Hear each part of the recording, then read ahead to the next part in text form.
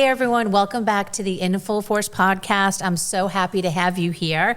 And before we get started, I wanted to let everyone know some exciting news. And that is that I have changed the name of the In Full Force podcast to Free Birds Fly.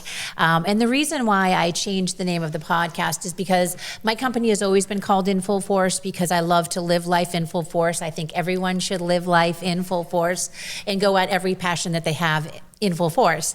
But I was feeling as though the context and what I want to share as part of this podcast wasn't accurately conveyed by the name In Full Force.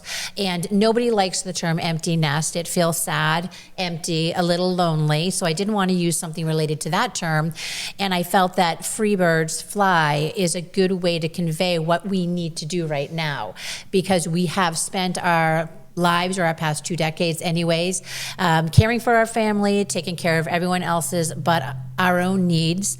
And it's time for us to fly and soar to our highest potential because we've done so much for everybody else. So with that said, welcome to the Free Birds Fly podcast. This is episode 2. And today we're talking about something that ties into change and transitions like the name. And that is epigenetics, which roughly means that you can change who you are starting today. Doesn't have to started a long time ago. It can happen here and now at this stage of life. And to discuss that subject, I'm joined again by my good friend and business owner of BodiScience Wellness Center and Spa, Dawn Tardif.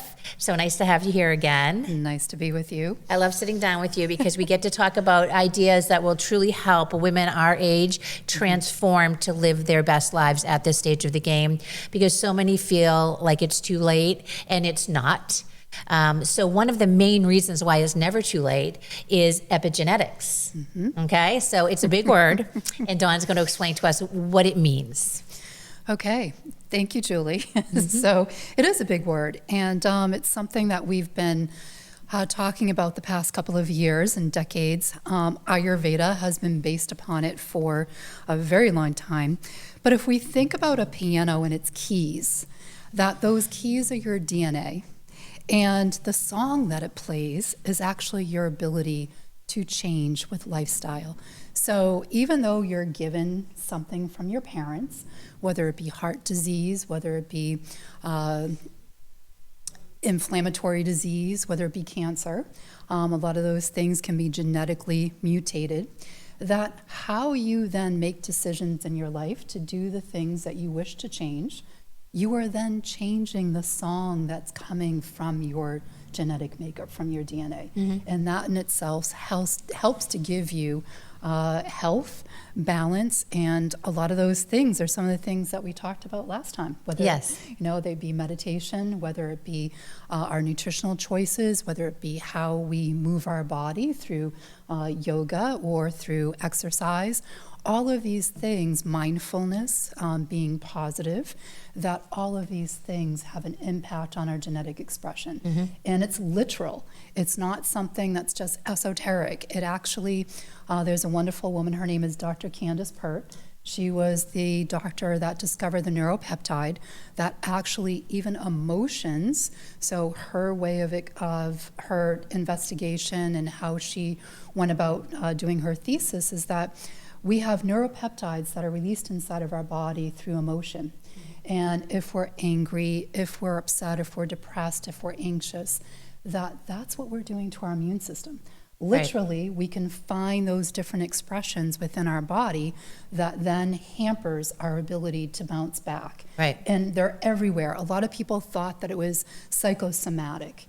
And we're far beyond that today. It's not psychosomatic. You can actually see the imprints to the cells, and you can see how they respond or how they don't respond. Right. Now, would you say that this is, many people say when you're not happy and you're not fulfilled and you're living a very sad, depressed, or angry life, it causes dis-ease, which is dis-ease, correct? So it kind of ties into that concept, right? Absolutely. It's interesting. I was speaking with someone the other day, and they shared with me a concept that I think is going around in the world today. And it's like a trite phrase. It's called toxic positivity. And I found that interesting because it's almost like an oxymoron, right? And there is a way of being positive in your life that's not being Pollyanna. You don't need to be Pollyanna. You don't need to be, I'm living the dream, everything's great. That's being Pollyanna. Yes. But when someone, actually, I have a client that I just was with the other day that was diagnosed with stage 4 breast cancer. And she sat there as a young woman. She's only 37. And she looked at me and she said, coming here and being a client of BodiScience, I'm going to do this the BodiScience way. I've watched you through your life, and I've thought to myself, I'm going to beat this. And I had that feeling, she said, from the moment I received the diagnosis. Right. And I looked at her like, oh my God, what a great attitude. And she proceeded to tell me, I've heard you talk to other people, and we're in a different time and place today. I know that your mother had breast cancer when, back in the 1990s, and that really wasn't the best time. Today, we have so much research. Right. We have so much a wealth of information for us today. To me, that's not toxic positivity. No, not at all. That is a mindset. Right. And so, yes, you're absolutely correct. It's that if we are depressed, our immune system is going to be depressed. Right. If we're happy, our immune system is going to be happy. So that's why a lot of people, that when you start to see that some people are in contact with others that have a cold or have a flu, and they walk away and they're untouched. They're fine. Yep. It's because they've strengthened their immune system. Right. And I realized when you said to me that you wanted to go dive deep into epigenetics, I was like, okay, first of all, I got to figure out what that is. But second of all, I realized when I was reading about it, the epigenetics is why I created In Full Force and why I created this podcast to have free birds fly, is because you can't fly unless you practice epigenetics. Yes. And when I tell people the books that I've read that have changed my life, that make me approach every day differently, when I talk about the yoga practice and how I literally healed my mind, body, and soul on my yoga mat, it's epigenetics. It is. So I thought it was really important to dive into it so that people can understand what it is, and then we can talk about the different ways that you can incorporate that into your life. There's so much to be said. We have neuroplasticity of the brain, right? So when we start to think of how we create new neural pathways, so every time when you read a book, you're creating this new neural pathway. When you're learning yoga, you're creating that new neural pathway. And we can do that at any age. I would say one of my teachers, Dr. David Simon, he has since passed now. One of his lovely quotes is that awareness is a catalyst for change. And when you bring mindful attention to your thoughts and behaviors, you literally shape your brain for joy, resilience, and vitality. And with that in mind, that's what we need to do. That's what we need to be seeking out. Yes. So when we're repeating the same old behaviors, we're creating, just like the saying goes, we're creating the same old things. Right. So if we have parents that ate the same way, they were inactive, they didn't exercise that much, they lived in a certain area where there might be toxicity. If we keep all those things equal and we don't change any of those, then yes, we're going to end up like our parents. But if we change even one of those, it gives us a better outlook on what's going to happen for our body and our health and for our mindset. So I love that. But I think the big question many of our listeners are thinking right now, and I was thinking it as well, is where do you start? Anywhere. Learn something new. Start it today. I don't care what it is. It doesn't matter. It doesn't matter what it is. There are so many different issues that help us with changing our behavior, whether it be aromatherapy, whether it be something real, you're smelling a scent. A great way, I'll just take that for a minute, is that a great thing to think about is that when you smell grandma's cookies. So when you smell them and you smell that they're cooking, you're like, oh my gosh, grandma, right? She might not be alive today, but you smell them, you have her memory, you have the stories, your heart feels happy, you start to have joy, right?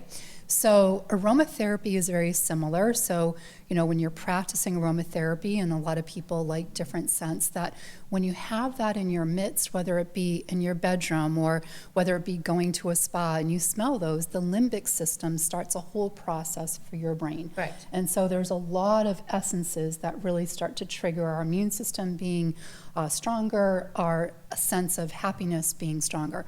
It could be eating. We could be sitting down for a meal, nutritious meal, sometimes not even, because there's two sides to this.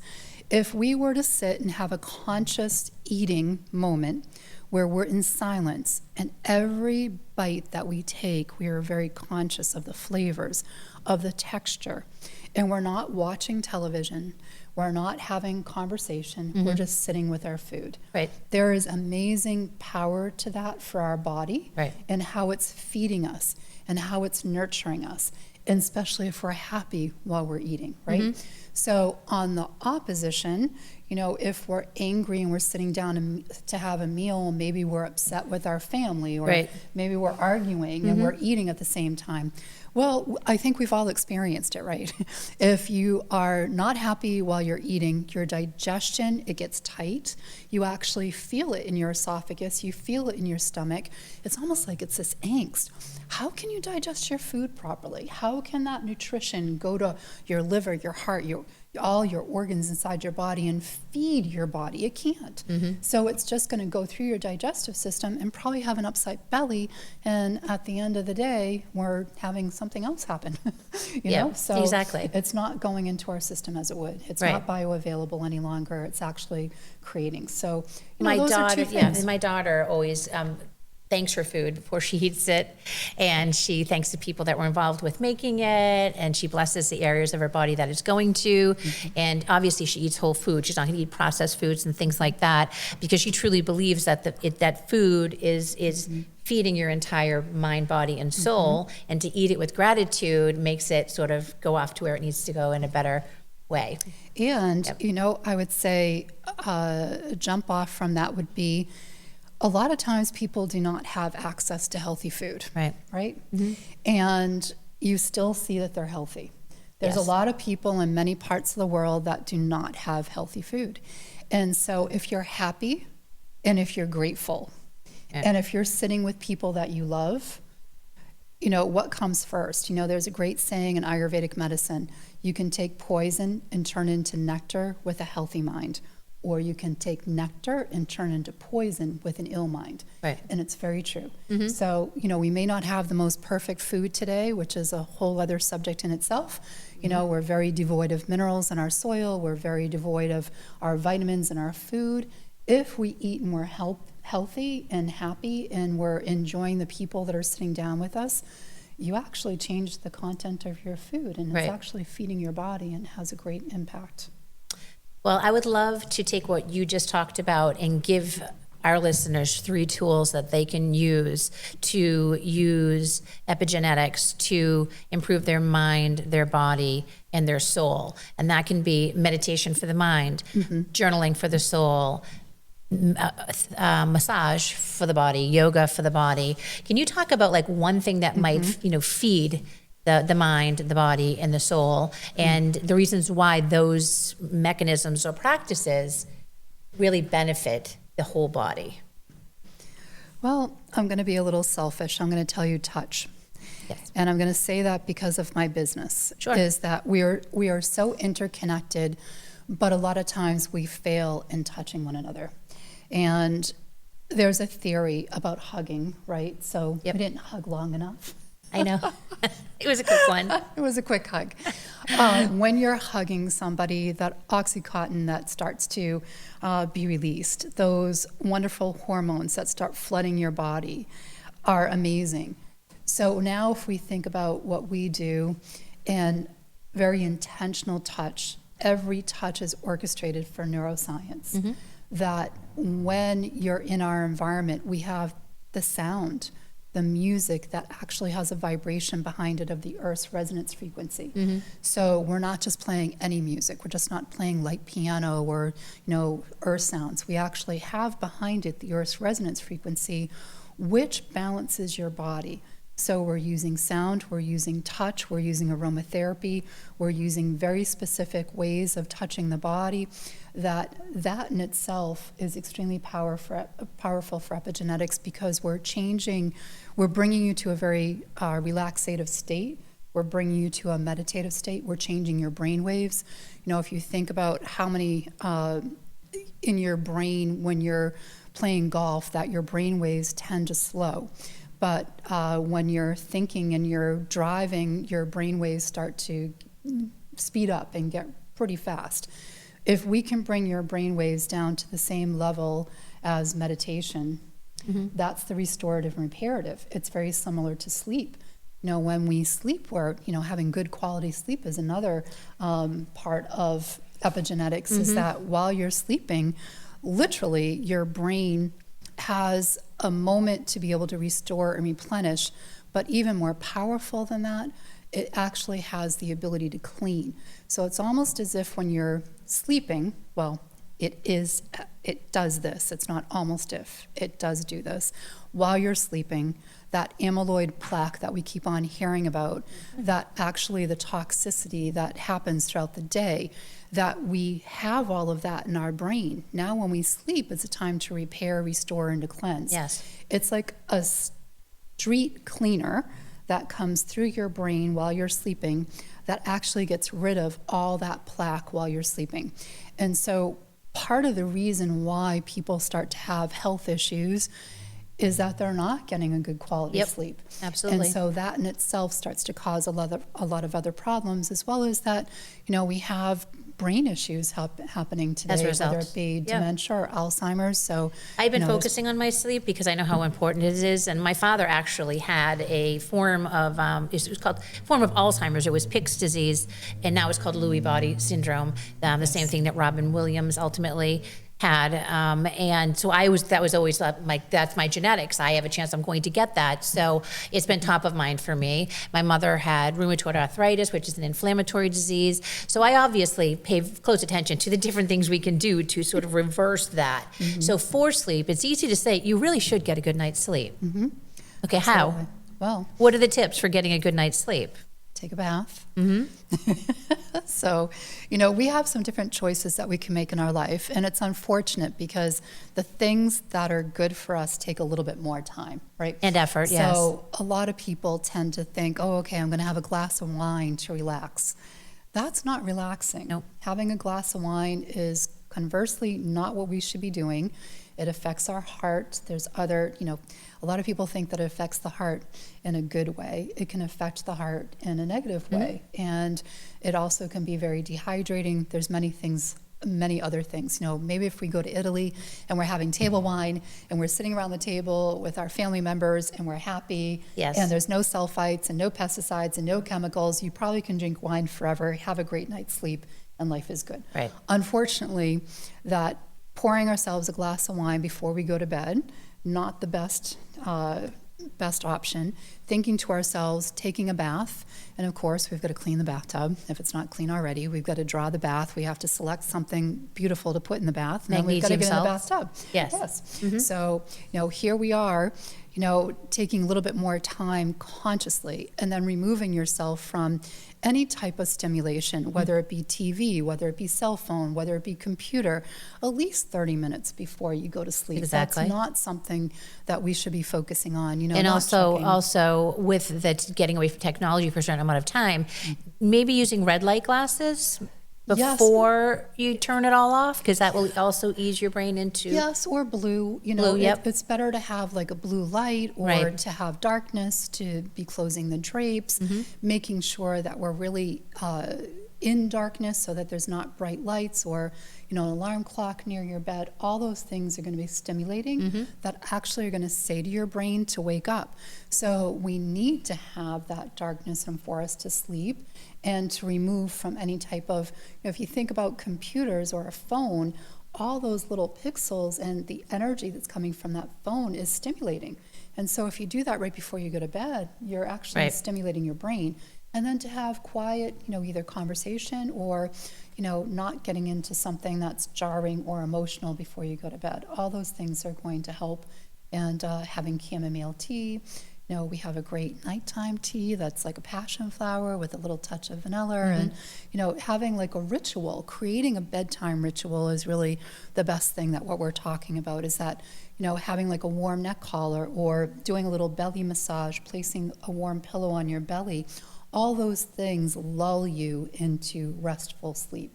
The other things are going to jar you into being awake and being alert. And not enough people realize this because they're not told about this. And the same with the empty nest, free bird mindset. When we were raising our children, we were never told, hey, you're going to get to a stage of your life and you're going to be done doing the most important thing in your entire life. And you're going to want to be ready for that. You're going to want to have the tools already sitting there for you to move on to the next thing and, fulfill your own personal dreams and ambitions. So I hope someday we'll be teaching young women that as they're starting their families to incorporate that in. But what people don't realize is that it has to do with the circadian rhythm of the way people originally were going to sleep. They went to sleep when the sun went down, and now we're all staying up way past that. We're watching TV, we're on our phones, we're doing all the things we should not be doing to get a good night's sleep.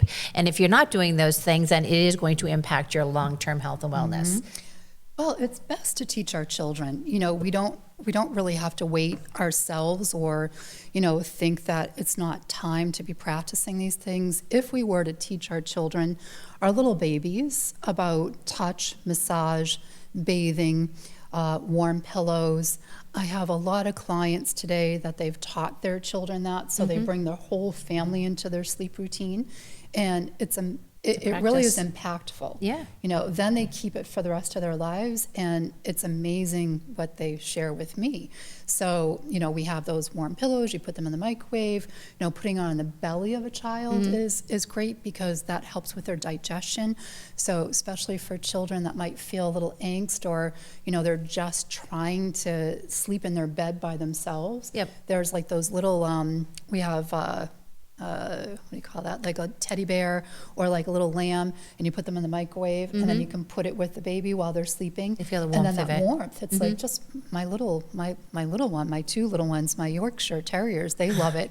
I have a warm pillow for myself, and I find them like scooching over to get to the warm pillow. Yeah. And then lavender. I know that sounds so trite, but lavender, eucalyptus. We have a formula that's called Restful Sleep, and or Rest Well, and so you just spray that on the pillow or in the air, and that's going to help you sleep. Like there's so many little tiny things that we can put into practice so that it becomes a rhythm. Yes. And the more that we have a rhythm, the more that we have routine, the easier it is. And yes, the light, we have fluorescent lighting, we have lighting that is for us to be able to see at night and for us to be able to stay up later. All that impacts us. So we're out of our circadian rhythm. Most people, when we were living with those rhythms, we were waking up at 4, 5, 6 o'clock in the morning. And today, that's not happening. We have people sleeping to 10, 11 o'clock. Exactly, right. In the morning and then waking up. So that really jars your rhythm because that also affects your digestion. When is it when you have your first, breaking of fast? So breakfast should be breaking of your fast the night before, not eating late and then having breakfast first thing in the morning. Right. That changes your health and your digestion. I think we could do a whole show on getting a good night's sleep, and I think we probably will because I'm fascinated by it. I actually, did an entire weekend of yoga teacher training this weekend and then went to bed at like probably 8:30 last night, good time. And I used my little sleep assessment on my phone. I put it over there and it listens to me all night long. And for some reason, I was up all night. And I don't know why, but my sleep score was a 54. Normally it's a 95. So it's just a fascinating thing to track it and see it, but then say, okay, well, how am I going to improve? Why did that happen? But then how am I going to improve upon that? So we will do a show about sleep, getting a good night's sleep. But I feel like we need to really get back to the epigenetics of things so that people understand what it is and why it's important for them. And I think one of the key messages for our audience here, for this Freebird audience, is many people will say, oh, that's really fascinating, that's really great, but it's too late for me. Too late now, can't do it. Not at all. Again, I'm going to quote Dr. David Simon. He says, the power to break a habit belongs to the same person who made it. And that person is you. Yes. Okay, so we establish our bad habits. And And sometimes it takes a while to establish those. I remember I never liked the taste of coffee. And then all of a sudden I kept on drinking coffee, but like, oh, this really doesn't taste that great. And then one day I'm like, oh, that tastes great. It's the same thing if we're going to unlearn it. You know, we have to unlearn. We have to think to ourselves that when we do something that we love, there's actually a dopamine hit. And so it's our reward system. So if we think to ourselves, you know, that we're geared for that short-term gratification, we're not geared for that long-term wellness. And just know that. Know that right away. And so, like we were talking about, you know, having healthy rewards. So here we are, we're having a glass of wine instead of taking a bath or having a late night snack, or when we're feeling stressed, we don't go for a long walk or go for a longer exercise or do yoga postures, that we don't necessarily crave what's the best for us. We crave what's easiest for us, what we can gravitate towards. I remember that, you know, usually stress brings us about, right? So I think that's important to mention too. I think stress and conditioning, because I believe we've been conditioned to have that glass of wine at the end of a long day, for as a reward. When actually what you're doing, you're ruining your night's sleep. Exactly. As a result. Absolutely. That's very true. And when we have any stress in our lives, or when we have trauma, when there's different things that are happening for us, we tend to gravitate towards those things. It becomes quick, easy, and accessible. I remember when we had 9/11, and I was writing a newsletter, and I was talking with our clients about that this is the time where you really need to be making an effort to be taking care of yourself, because the easiest things become what you gravitate towards. And what happened back then, we were, if we go back that far, is that there was a casino being built. I think Todd English was putting his restaurant in that casino. During that time, alcohol sales were catapulting, like they were, you know, over the top. Casinos were actually being visited more often. Recreational drugs were being used. Pharmaceutical drugs skyrocketed. That all these things were increasing. And I kept saying to my clients, well, conversely, let's take a look at what we could be doing. Meditating, spending more time in nature, you know, making sure that we're getting to bed early, making sure that we're talking through or journaling through our stress and writing down, or visualization. You know, when we visualize something, I generally talk about this in meditation, is that if you're really setting an intention, you have to stop and think to yourself, what is it that I'm trying to achieve? And then close your eyes, and then you need to really feel it. And I don't mean like just like one sense of it.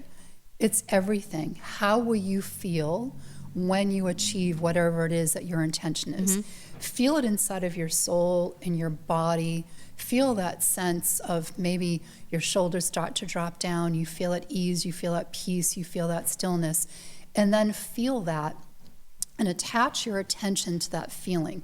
That is the most powerful, or thinking to yourself what that's going to look like. And if you can visualize exactly what's going to unfold, that then you are the most successful.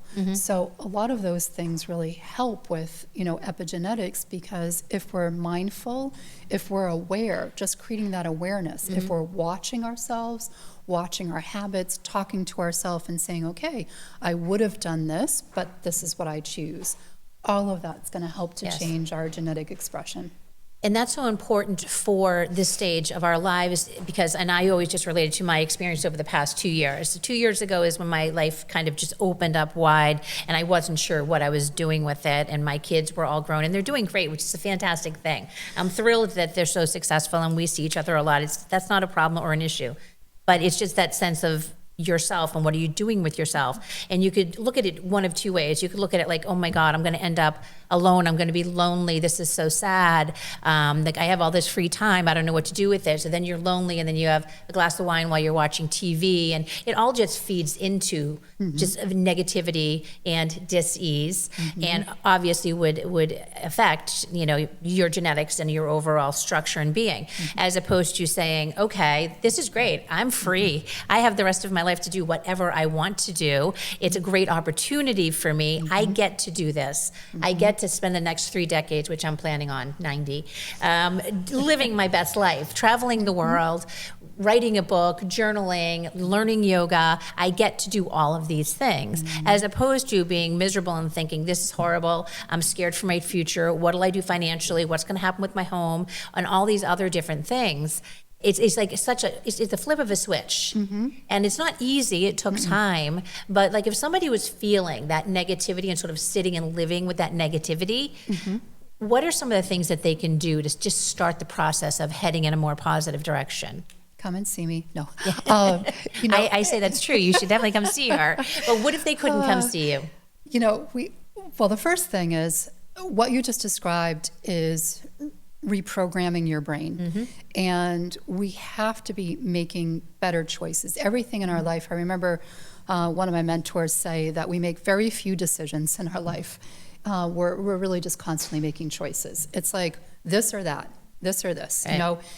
We're really not making decisions. And when we start to make decisions, when we start to really see ourselves for who we really are, that's when it opens up. Going back to like creating those neural pathways is that when you process through yoga is one part, one limb. We were talking about a tree, our last episode, and the limbs of a tree are all sections of our health and our life and how to live well. And so yoga is one section, but that in itself is a branch with many limbs. Yoga is how we live. It's not necessarily movement of the body.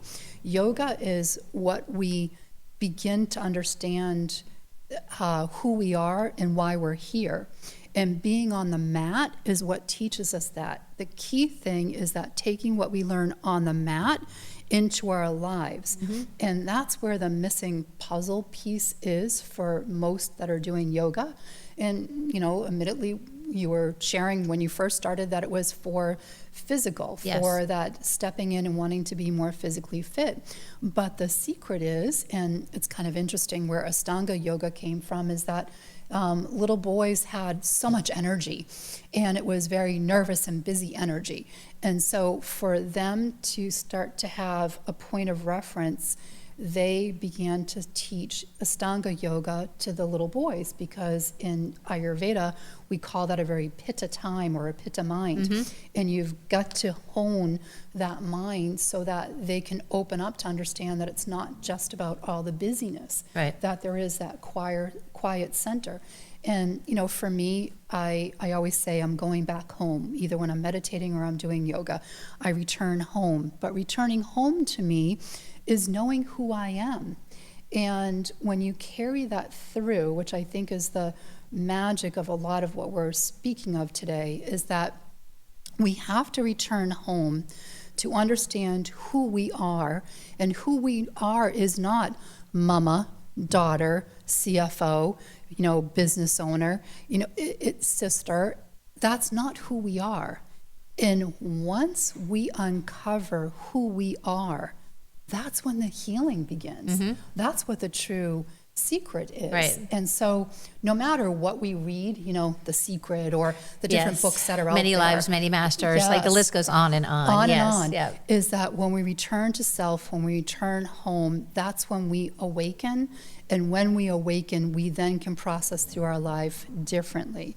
And that is part of epigenetics as well. So, it's kind of like that story of I'll be happy when, Yes, I hate that story. So, yeah. It's a sad story. Yep.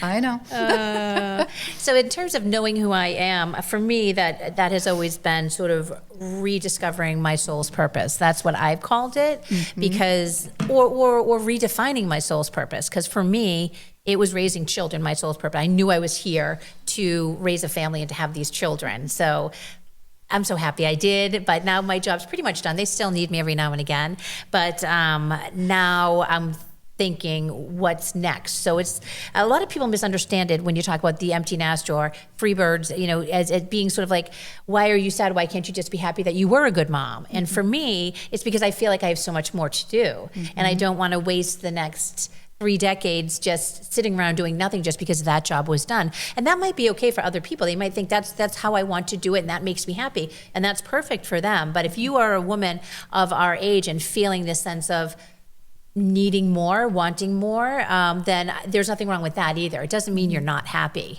Mm-hmm. No, I got to wrap my head around this for a moment. So what I would want to share is that I feel like that happens in many different areas of our life, right? Like many different seasons. It's that when we're in college or when we're teens, there's things that are all consuming.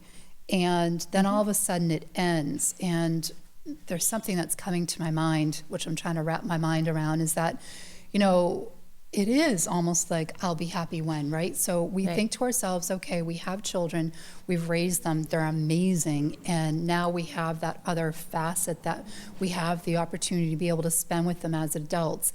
And we've put all our energy into something that we have now created, and in some essence, co-created. And so now, where are we? And that can happen for anything. That could happen for a degree, like we were talking about before. It could happen for a business. It's that we have to, there's so many parts to the puzzle. It's that we have to remember that there's never that destination. We're never complete. And that, of course, that trite, saying is that the journey is really the most important part. Right.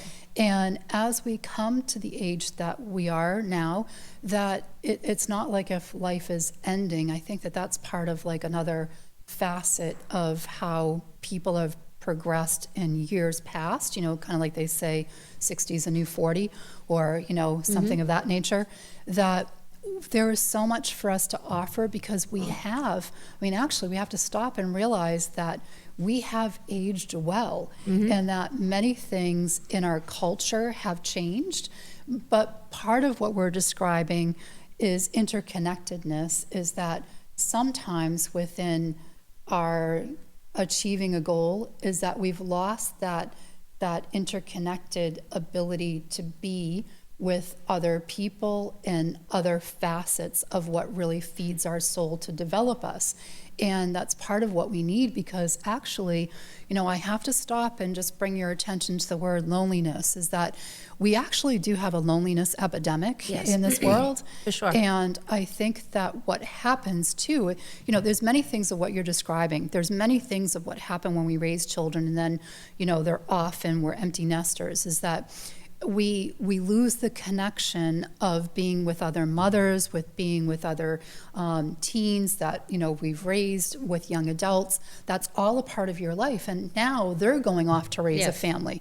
And so I don't want to make light of that loneliness component. And again, that happens in many areas. It's not just child rearing. It's that you start to lose those. It happens with people when they retire.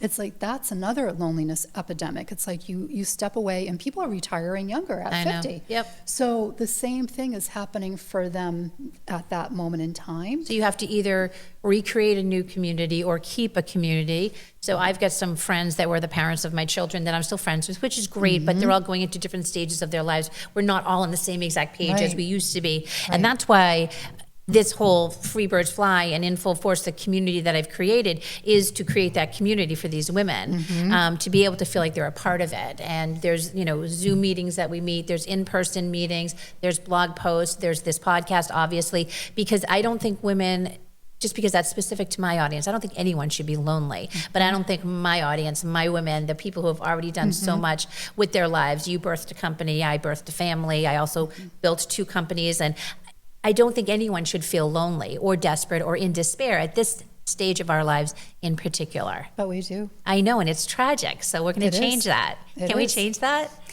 I want to change that. Well, I'll tell you one part of the story that I'll save for later is that I've always been intrigued by raptors. I've always been intrigued by eagles. And I remember picking up a book that was Even Eagles Need to Learn How to Fly. Okay, right? I love it. And it's such a great book. And what it gave me a vision to when you shared your title for this new launch is that you have to let go of the branch, right? Yes, you do. So you cannot fly unless you let go of, which feeds right into epigenetics, unless you let go of the past.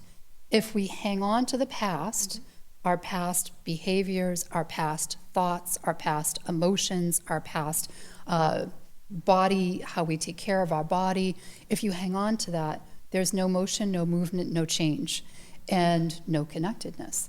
So you have to let go of that branch in order for the wings Yes, to spread, to fly. right? So I love that. And that is a perfect spot to end the podcast. We've come to the end of our time, which is amazing. There's never enough time to talk about the things we want to discuss. No. So what are some of the final points that you would like to make about epigenetics that perhaps we didn't talk about, or perhaps we should continue in a future podcast? Oh my good Lord, there's so much, Julie. I know. If you're feeling stuck, whether it be by your past or your genes or your age, just not don't think to yourself that. Just remember you're not stuck. You're still becoming. That your body isn't waiting for a miracle, like a miracle drug. It's waiting for you to become the miracle. Yes. We have to become the magic, and that's so important. And then, be touched. We have to take the time to allow for ourselves to be touched by someone in a very intentional way. There's nothing that can replace that, and we're very devoid of that in our society. Yes, And, more hugs, more massages, more interaction, human interaction, for sure. So if this information struck a chord with anyone and there's someone in your life that you think could benefit from it, please be sure to share this podcast and continue to stay tuned to this podcast, because future episodes are going to dive deeper into these areas. Dawn's going to be a reoccurring guest on my show. Every other week, we're going to do a new podcast with Dawn talking about these subjects that are so important.